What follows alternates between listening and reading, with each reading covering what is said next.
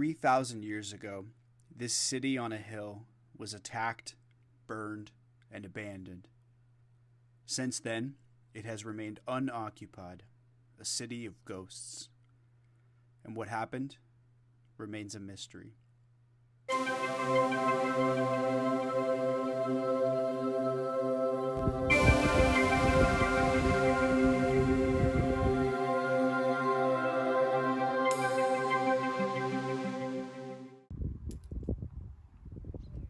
This is the city of Hattuşa in central Turkey.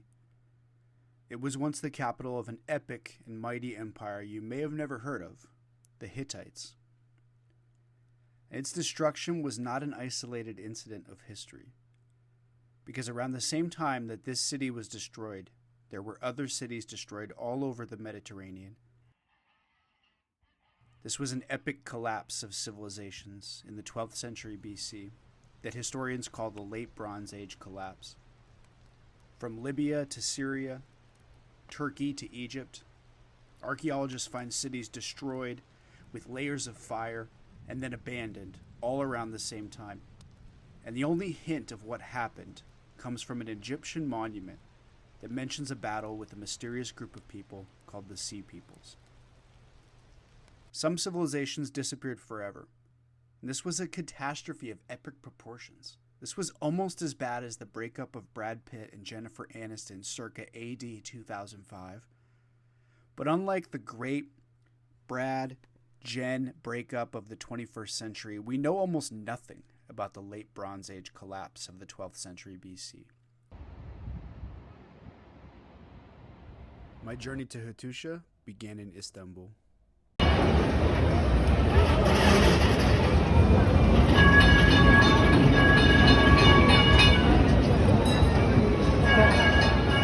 Probably the most beautiful city in the world. Of course, it has things like this, and lots of other little... Oh my god.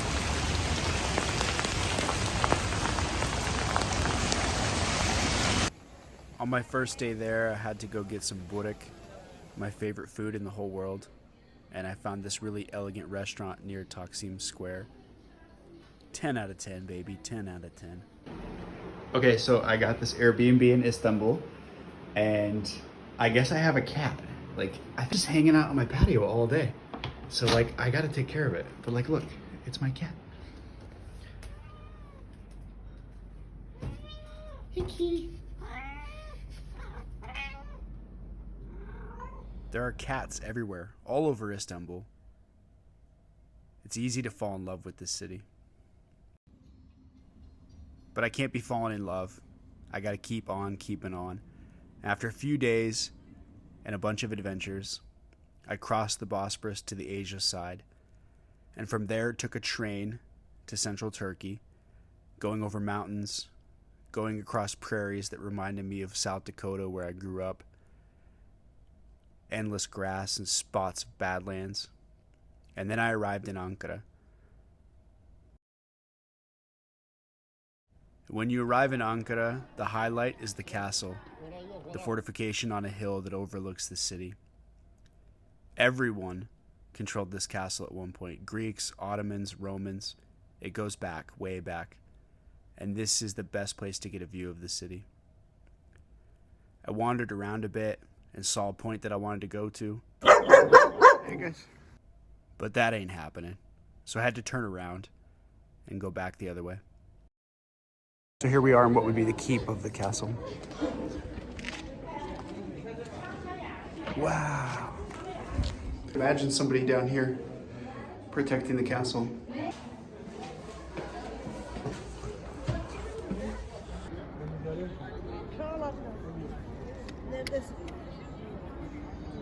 Okay, so I'm gonna try to get to Hattuşa, the ancient capital of the Hittite Empire, and I'm here in Ankara, and I have no idea how to get there. I don't speak Turkish. There's not like an easy train that goes there or even a bus that goes directly there. I think I'm gonna have to go to the bus station, find some kind of a bus to a town nearby, and then get a taxi or something to this other town and then walk to the site. So it's gonna be quite the adventure, but here goes. Okay, I got a taxi to Hattuşa and I got a cigarette from the taxi driver. Beautiful country.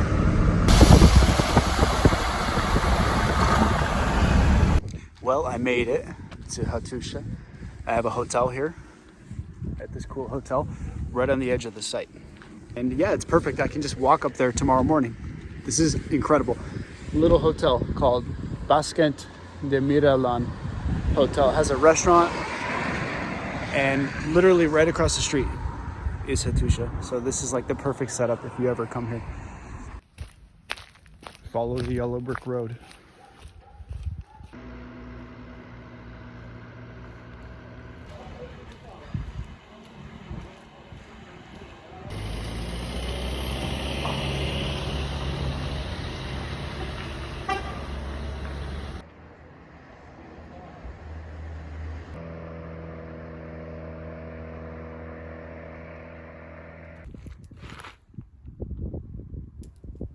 The Hittites have never gotten the attention they deserve.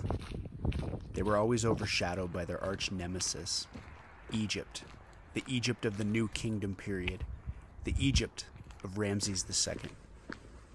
Bit creepy. I haven't seen a human all morning. Not in my hotel, not on the streets. Just one barking dog. And the walk up. No cars, no tour buses, nothing. Just me on this road. Sometimes I go to places that are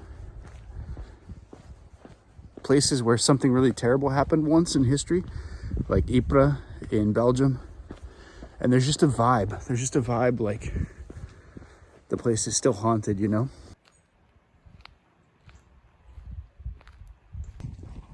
As you approach this site, the first thing you see is this incredible replica of the city walls, and what those would have looked like 3,000 years ago. And you can just imagine this incredible city, double walls. The Hittites were more than just their feud with Egypt. They were this massive empire. They were some of the earliest people to do ironworking. And they had a complicated legal code, which was less ruthless than the earlier famous ones that you might know, like the Code of Hammurabi. So I'm the only person here at the entire city of Hattuşa. This has got to be up there with like one of the best days of my life. This entire empty, ancient city all to myself. This haunted city. And there's two guys down at the main office. They were really nice, offered me tea, gave me a guidebook to borrow. And they gave me the German one, closest thing to English that they had. So I have my little German Hattuşa guidebook. Hattuşa Führer. Mein Hattuşa Führer, yeah? So down here at the bottom of the city is sort of where the normal people lived, down on these lower slopes.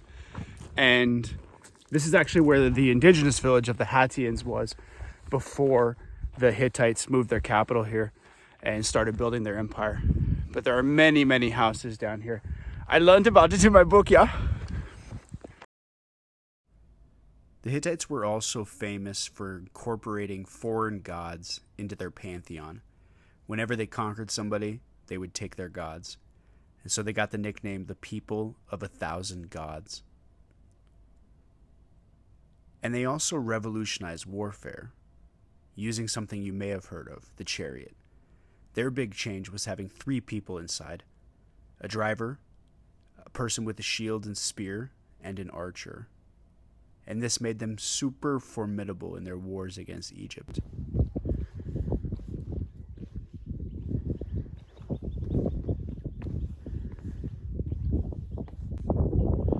Look how epic this is. The replica of the city wall, the city streets here are still working. This residential area down at the bottom of the city, super cool. That replica of the city wall there, they made it based on the dimensions of bricks that they were finding in excavations. And they wanted it to be as accurate as possible. So they actually sun-dried the bricks And just to make that little section of this outer wall, which is like 1% or less of the entire wall around the city, it took 6,400 bricks. No, 64,000. Just to make that one little section. So imagine the amount of labor that would be required to make this entire city wall. Wild. By the way, if you're older or have disabilities and you're worried about coming here and walking around this mountain like I'm doing, each stop has like a nice little parking lot. So it looks like you can join a tour group or get a taxi or drive your own car and drive to all these sites up on the mountain, which is really cool. It's a great site. The function des sphincters. You know, it was so long ago and we don't have written records, so we'll never know exactly what happened that day or those weeks or those months or those years that the city was under siege and then sacked and razed to the ground. But we can get hints from written sources of the time. Stories like the Iliad, you know. Maybe it took years and years of waiting outside and wearing the city down. Maybe there was some kind of deception, a way of sneaking into the city. These stories from that time period in the Bronze Age and the Iron Age, they give us clues to what may have happened, you know. Funny enough, you know, the Hittites are famous as being part of this late Bronze Age collapse. But they also are famous for being some of the earliest iron workers and beginning and kicking off the Iron Age. So they're people of metal.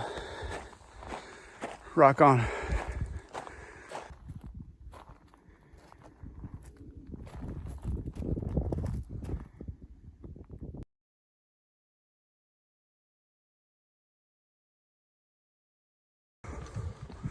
It's a long way up and it's cold. I have got to quit smoking.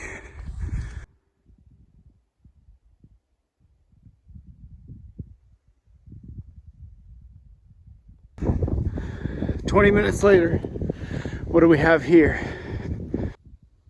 What we have is the famous Lion Gate. Let's go inside, shall we? Oh, wait, royalties. I have to make up my own song.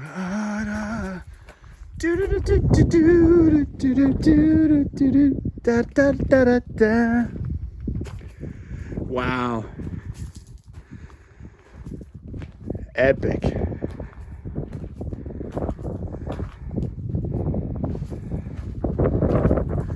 And we haven't even seen the best part yet. Ta-da! Wow. This is one of those things that you see in like archaeology textbooks or history textbooks. And it feels unreal when you see it in real life. Wow. Look at these things. Gorgeous. Let's give it a touch, shall we? Beat down by weather and time. Wow.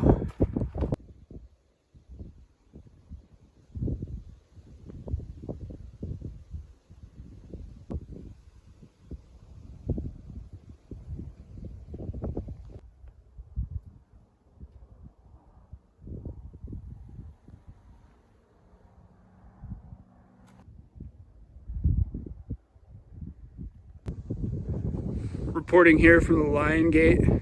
It's the 12th century BC and the city is under attack. Oh no. Oh no, these damn sea people made it all the way inland.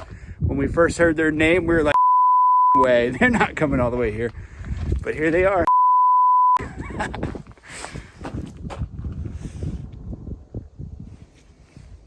What up, player? Here at the Lion Gate, living my best life. I just like, I'm really ecstatic. I'm really happy to be here. This is incredible.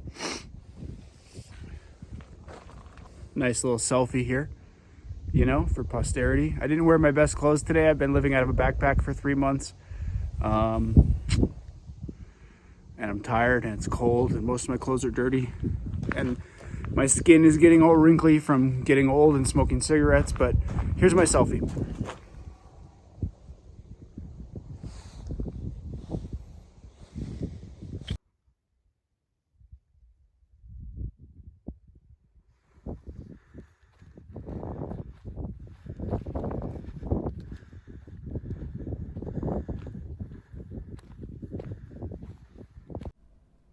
So what happened here? What made this city collapse? We know there were these people called the Sea Peoples. We know when they attacked. We find layers of fire and ash all over the city. But what really caused this? Who were these people? One explanation that archaeologists have come up with is that there was a massive earthquake all over the eastern Mediterranean around this time. But it's very rare to have a city destroyed by an earthquake and then not be rebuilt. And also, we don't find tons of bodies buried underneath collapsed buildings, and there's just not good evidence that this happened. Pottery everywhere. Obviously, we don't take it because I'm not a looter, but just to show you, there's a good cross section. Very simple day-to-day pottery, and we put it right back where it was. Ah! Mein book. Here we are up at the highest point near the Sphinx Gate, and you can see the plain below. Another potential explanation is that there were mass migrations, that maybe the Sea Peoples were a wave of migrants, but there's just not good evidence for this in the Western Mediterranean at this time.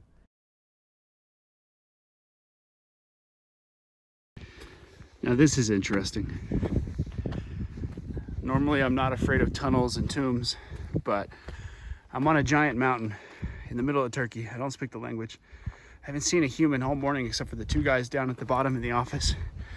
And if I were some kind of like hill folk robber dude, I would hide out in this tunnel and wait for tourists to come in winter, stab them, steal their money, and go to town and get drunk and celebrate. But anyway, let's go.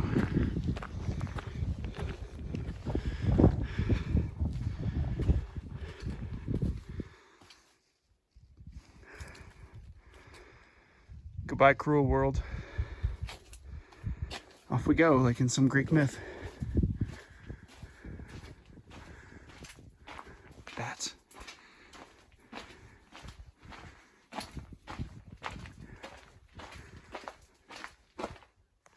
Bats.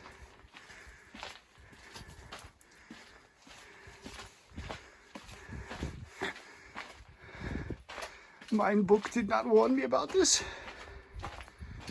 Okay. Still not afraid. Okay, here we go.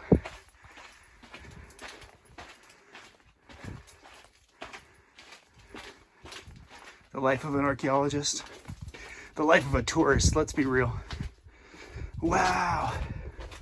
I see something materializing as we come out of the underworld, as we emerge like Orpheus. Whoa. I don't think you can see this yet, but this gate is cool. And through it is a rock outcrop. So here we have a small sort of revetment by this truncated pilgrim. It's Thanksgiving. I want some turkey by a truncated pyramid.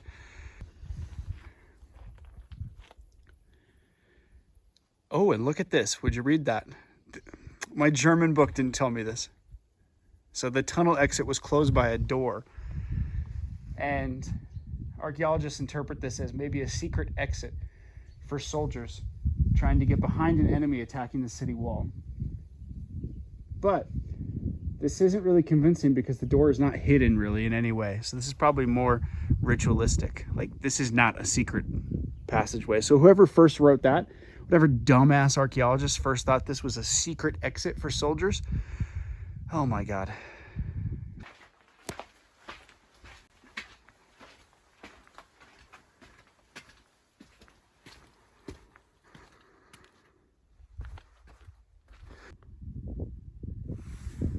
Uh-huh.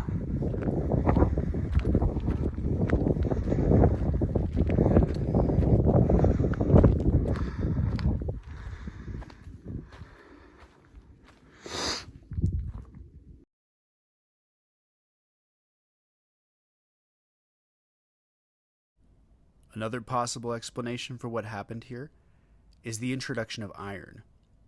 This was the late Bronze Age, after all, the late Bronze Age collapse. And one theory made popular by the archaeologist V. Gordon Childe was that the Hittites invented iron, but kept it secret. And then the masses, the commoners, used it to overthrow the elites and join the Sea Peoples in rebellion. But this doesn't hold up either. It turns out iron was not invented by the Hittites, and it only became widely available much later, after the time period of this collapse.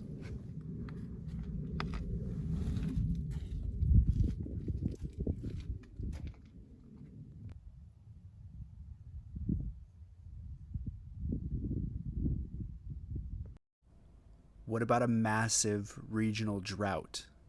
Maybe that caused the collapse. Maybe that caused all these wars. But there's just not evidence for that either. That doesn't hold up. This is the King's Gate. This is the best preserved section of wall here at Hattuşa. Das Wall.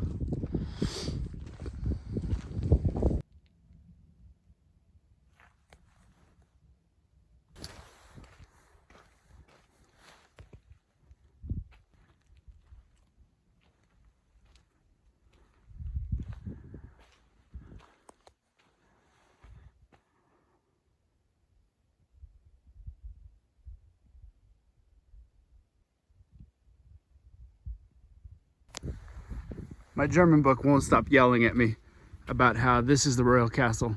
This is where the Hittite kings, emperors, whatever you want to call them, this is where they lived. So let's climb up it here. So behind this wall, this whole complex would have been the royal residence. Common people never, ever would come up here and see this.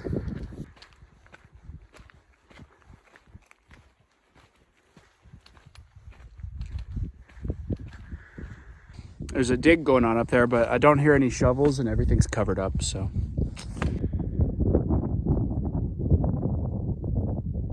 And I still have not seen another person. I had this city to myself. This has only ever happened once at Zibel Chaltun in Mérida in Mexico. And even then, like after an hour, people showed up. But I've never been to an archaeological site anywhere in the world, especially one so big and famous, where there's nobody but me. It's so cool.